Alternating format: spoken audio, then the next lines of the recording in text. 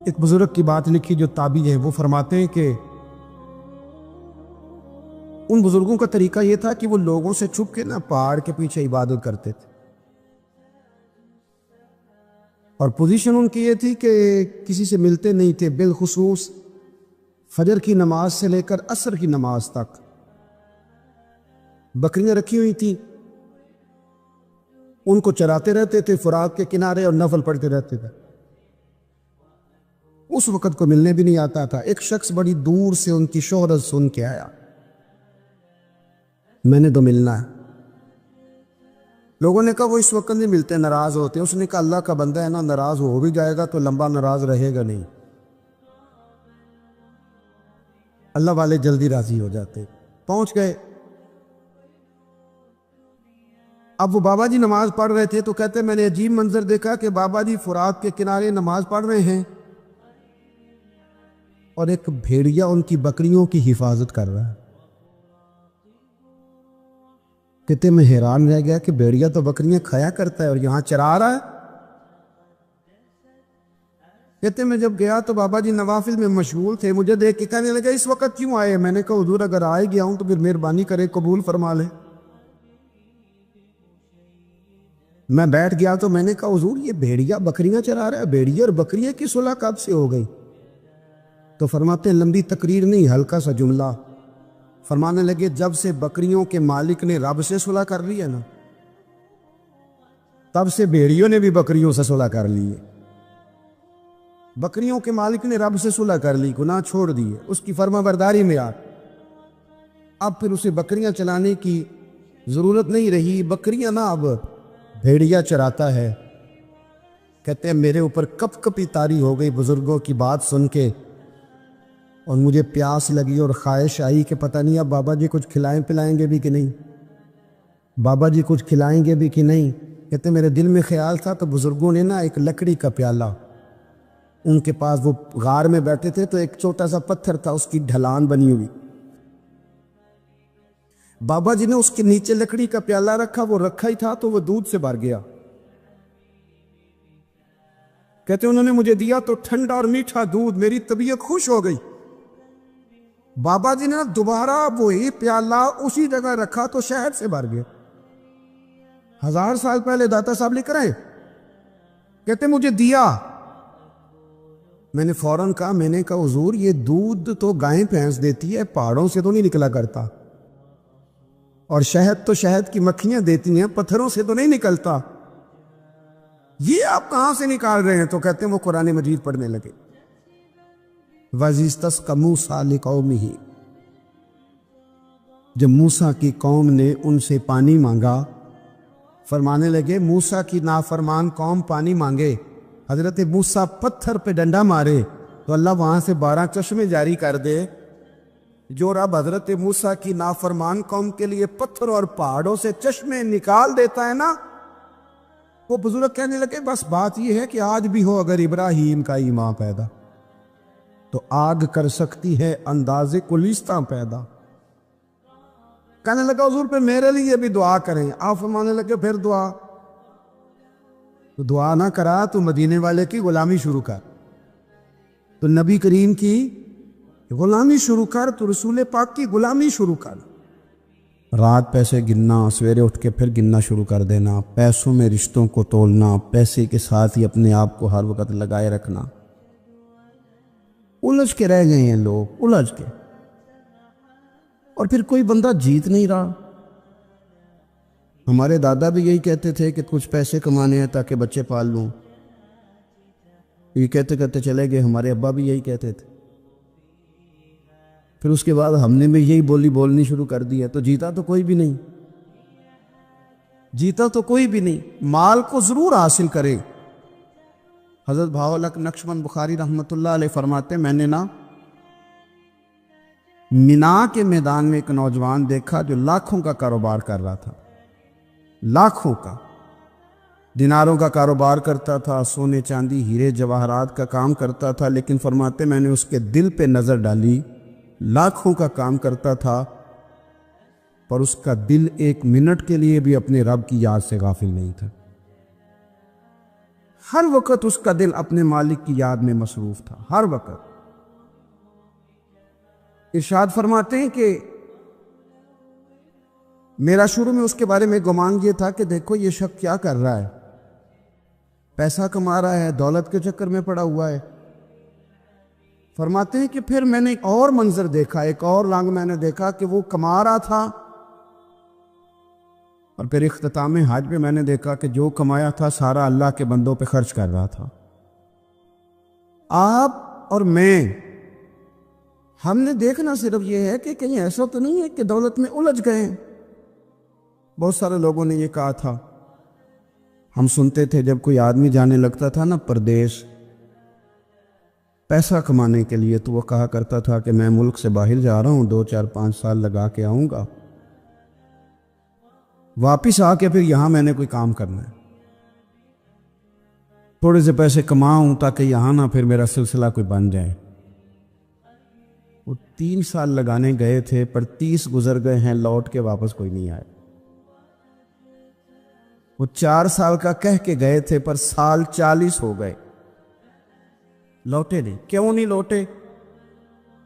اس لیے کہ پہلے مفاد چھوٹا تھا، خیال یہ تھا کہ تھوڑے سے پیسے آ جائیں گے، بچوں کا خرچہ چلنے لگ جائے، فیسیں پوری ہونے لگ جائیں، اور مجھے کسی سے مانگنا نہ پڑے، تو بس پھر میں کامیاب ہوں۔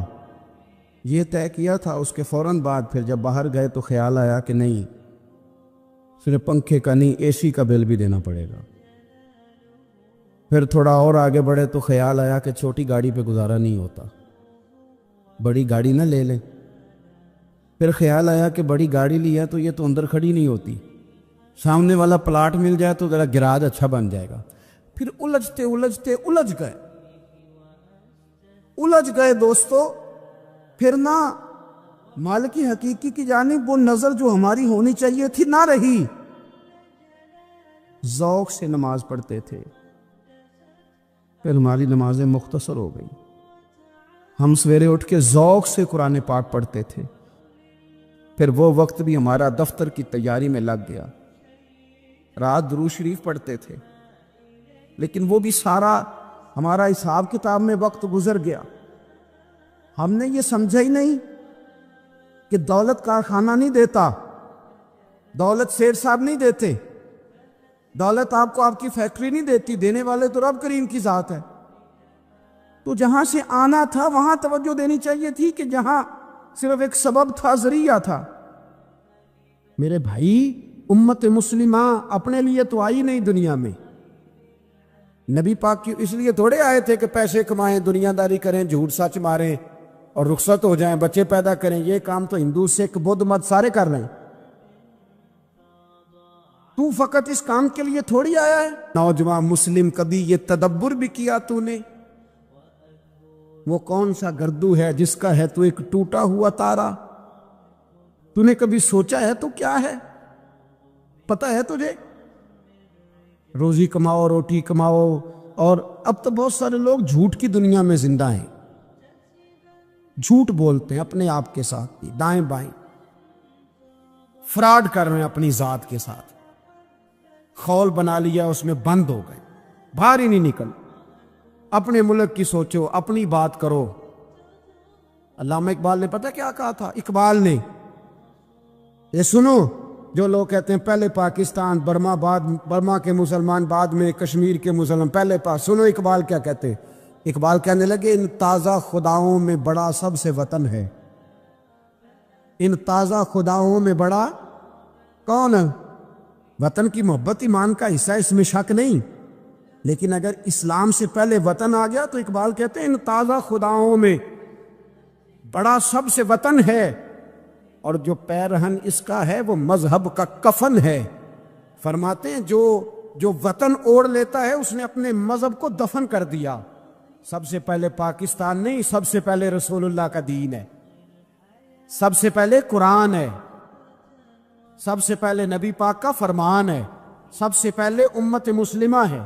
ان تازہ خداؤں میں بڑا سب سے وطن ہے، جو پیرہن اس کا ہے وہ مذہب کا کفن ہے۔ اور اقبال کہنے لگے، قوم مذہب سے ہے، مذہب جو نہیں تم بھی نہیں۔ قوم مذہب سے ہے، مذہب جو نہیں کوئی نہیں سمجھ آ رہی ہے آپ کو میری بات؟ قوم کس سے ہے؟ پاکستانی ہونے سے، پنجابی ہونے سے، سندھی بلوچی پٹھان ہونے سے؟ نہ، قوم مذہب سے ہے، اور مذہب جو نہیں تم بھی نہیں۔ یہ کیسے ہو سکتا ہے کہ مذہب نہ ہو اور بندہ زندہ رہے؟ یہ کیسے ہو سکتا ہے بھائی؟ اصل میں جاگ ہی نہیں رہا، میں جاگتا ہی نہیں، میں جیب کی سوچتا ہوں، مسجد کی سوچتا ہوں، خانقاہ کی سوچتا ہوں، مدرسے کی سوچتا ہوں، دکان کی، سارا دن تو اس چکر میں لگا رہتا ہوں لوگوں کو ثابت کرنے میں کہ میں صحیح ہوں باقی غلط ہیں۔ میں تو اپنی ذات کے خول سے اٹھ ہی نہیں رہا، اور مجھے یہ اندازہ ہی نہیں کہ لیبیا سارا کٹ گیا، مصر کے ٹکڑے ٹکڑے ہو گئے، مجھے پتہ ہی نہیں کہ شام، جس کے بارے میں میرے نبی پاک علیہ السلام نے فرمایا مکے اور مدینے کے بعد اللہ نے سب سے زیادہ برکت ملک کے شام میں رکھی ہے، اور حضور نے فرمایا جس نے ہجرت کرنی ہو وہ شام جائے۔ اتنا اعلیٰ ملک سارا کٹ گیا، 4,000 لوگ ایک ایک دن میں قتل ہو گئے، پر میرا گھر اب آباد ہے نا، کوئی عرض نہیں، وہ کٹتے ہیں تو وہ دور ہیں، کٹتے رہیں۔ فلسطین میں ہمارے ہاں معراج کی محفلیں بڑی جم کے ہوتی ہیں، سارے لوگ پڑھتے ہیں سبحان الذی اسریٰ بعبدہ لیلا من المسجد الحرام الی المسجد الاقصی۔ انہیں پوچھو روز قرآن مجید میں مسجد اقصی کا نام لینے والوں، تم مسجد اقصی کہتے ہو تو تمہیں اللہ کتنی نیکیاں عطا کرتا ہے، بتاؤ تو صحیح مسجد اقصی کدھر ہے؟ اور اب تو میری طرح کے مولوی آدھی حدیث سناتے ہیں، کہتے ہیں مسجد نبی میں ایک نماز پڑھو تو 50,000 کا ثواب، حرم شریف میں پڑھو تو 1,00,000 کا ثواب۔ مولانا حدیث یہاں سے شروع نہیں ہوتی،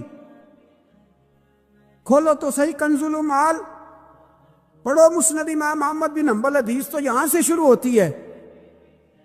میرے نبی پاک نے فرمایا مسجد اقصی میں جس نے ایک نماز پڑھی 25,000 کا ثواب، اور میری مسجد میں جس نے ایک نماز پڑھی 50,000 کا ثواب، اور اللہ کے گھر بیت اللہ جس نے پڑھی 1,00,000 کا ثواب۔ مسجد اقصی کا تو ذکر ہی چھوڑ گیا ہے، کیوں؟ وہ مسجد جس کی طرف منہ کر کے 15 سال میرے نبی پاک نے نماز ادا کی، کس نے؟ بولیے گا 15 سال تک، 2 ہجری میں 13 سال مکے میں، 2 سال مدینے میں، مسجد اقصی کی طرف جدھر منہ کر کے تیرے اور میرے رسول نماز پڑھتے رہے۔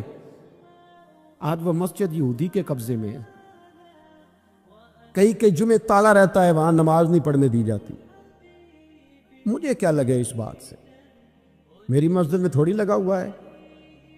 ایسی ہوا چلی ہے کہ ہر شخص سوچتا ہے تمام شہر جلے بس ایک میرا گھر نہ جلے۔ بھائی یہ وہ دور ہے جس دور میں ذرا سی بھی کسی شخص کو تکلیف ہوتی ہے تو عالمی میڈیا پہ بات جاتی ہے، موبائل جیبوں میں فوراً تصویریں کیش ہوتی ہیں۔ میں اور آپ، ہمارا اس قوم سے تعلق ہے جس قوم کے بچے کٹ گئے، ذبح ہو گئے، عورتوں کے پستان کاٹ کے برما کے بدھوں نے ان کے کباب بنا کے کھا لیے، چھوٹے چھوٹے بچوں کی لاشیں انہوں نے لٹکا ڈالی، اور یہاں میں حکومت کی کیا بات کروں؟ یہاں کسی سیاستدان کو مکھی کاٹ جائے تو ہمارے پھٹے آباد ہو جاتے ہیں بحث کرنے کے لیے۔ ہمارے اپنے لوگ، عام آدمی نہیں بات کرتا، عام آدمی نہیں نکلتا، عام شخص کو فکر ختم ہو گئی۔ وہاں میری بھائی سب سے بڑھ کر بہترین مسجد کے خطیب امام حسین تھے۔ مسجد نبوی سے بڑی بھی کوئی مسجد ہوگی جس منبر پر رسول پاک بیٹھ کے خطبہ دیا کرتے تھے، اور میرے مصطفیٰ کے آستانے سے بڑا بھی کوئی آستانہ ہوگا جس کی سجادگی امام حسین کے پاس تھی۔ کہتے ہیں ہمارا کیا تعلق، ہمیں کیا لگے، جو مرضی ہوتا پھرے۔ امام علی مقام آرام سے مسجد نبی میں بیٹھے تھے، زمانہ پوری دنیا سے جاتا تھا، ہاتھ چومتا تھا، قدموں میں بیٹھتا تھا۔ اتنے بڑی عظمت والی بھی کوئی شخصیت ہوگی جس کے رگوں میں رسول اللہ کا خون دوڑتا ہے، جسے حضور اپنی زبان مبارک اس طرح وہ چوسا کرتے تھے جیسے عرب کے لوگ پیاس کے عالم میں کھجور چوسا کرتے تھے۔ اتنا بڑا بھی کچھ شخص تھا، لیکن جب دین پہ کڑا وقت آیا تو حسین نے مسجد کی خطابت نہیں بچائی، آستانہ نہیں بچایا۔ امام علی مقام نے کہا کوفہ لٹتا ہے تو لٹتا رہے، دمشق میں فساد ہوتا ہے تو ہوتا رہے، وہ ملک کے شام کی بچیاں رو رہی ہیں تو روتی رہیں کہ ہم پہ یزید قابض ہو گیا، میری مسجد آباد ہے، کافی ہے نا۔ امام حسین نکلے اور نکل کے کہنے لگے جنت البقیع والی جگہ پہ کھڑے ہو کہ یا رسول اللہ میں جا رہا ہوں، میں جا رہا ہوں اور آپ کے لیے جا رہا ہوں، اس لیے کہ مجھے اس شام کو بچانا ہے جس شام میں رسول اللہ کا کلمہ پڑھنے والے لوگ بستے ہیں، مجھے کوفہ، دمشق، مصر کے لوگوں کو بچانا ہے، نانا تیرے کرم کے خزینے کی خیر ہو، میں جا رہا ہوں تیرے مدینے کی خیر ہو۔ نکل کھڑے ہوئے امام علی مقام، میدان میں نکلے، کس کے خلاف؟ بولے کون تھا؟ یزید مسلمان تھا، اس وقت تک تو سب نے مسلمان لکھا ہے، جس نے کافر کہا شہادت امام حسین کے بعد کا۔ جرم کیا تھا؟ میری گردن جھک جاتی ہے جب میں یہ بات کرتا ہوں، ایمانداری سے کہہ رہا ہوں، جوش خطابت نہیں، میری گردن جھکتی ہے جب میں یہ لفظ ادا کرتا ہوں۔ امام علی مقام اس شخص کے خلاف نکلے، سارے خطبے امام حسین کے پڑھ کے دیکھو، امام حسین نے فرمایا یزید شرابی ہے، شرابی مسلمانوں کا حکمران ہو سکتا؟ آپ نہ بولیں بے شک، پر بات تو سچی ہے نا۔ امام حسین نے فرمایا شرابی کو ووٹ دیا جا سکتا؟ فرمایا رنڈیوں کا ناچ دیکھتا ہے جو مجرے دیکھے، جو رنڈیوں کے ناچ دیکھے وہ مسلمانوں کا حکمران ہو سکتا؟ امام حسین میدان میں نکلے اور 18 سال کے علی اکبر سے لے کر 6 مہینے کا علی اصغر دے دیا، لیکن شرابی کو برداشت، بے حیا کو برداشت تو میں کیسے کرتے؟ دوستی قاتل سے بھی، مقتول سے یارانہ بھی، اپنی جیب سے فلک سے چھپوا کے ظالموں، جابروں، بدماشوں کو ووٹ دیتے ہو۔